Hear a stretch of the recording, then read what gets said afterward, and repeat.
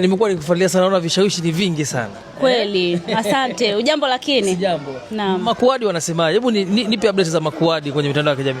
Mtandaoni bana wamejaa wakuadi. Wengi wamekuwa wakichechamaa na kusifia muonekano wako. Wengi wamekuwa wakikimbilia huko.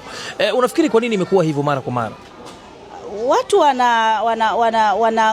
ni washamba. Mimi niseme kwamba watu ni washamba kwa sababu sioni maajabu kwangu. Wewe mwenyewe umeniona, hujaona la ajabu. Sasa binafsi sipendi wanaposhikilia bango hicho kitu kwa sababu ni maumbile tu ya kawaida na ushamba mwingi. Kama watu wamepigwa pasi wengi ukanda huu, haimaanishi kwamba wale ambao wamejaliwa kidogo muwashikilie bango, muwaseme, muwapangie foleni. Hapana.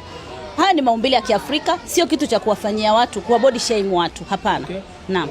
Wengi wamekuwa wakitoa comment mbalimbali kuhusiana na maumbile yako. Mimi nilikuwa nataka kujua kwamba huu muonekano ule unao ni wa kuzaliwa kabisa au kuna mengine ya ziada?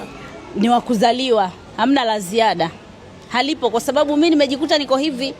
Hamna la ziada, japo watu wengi wanaweza kuhisi labda kuna la ziada kama ninavyowaona wanashangaa, lakini mimi sioni maajabu. Naona nipo kawaida, hata nikijiangalia kwenye kioo sioni tofauti. Ila nashangaa tu wanavyo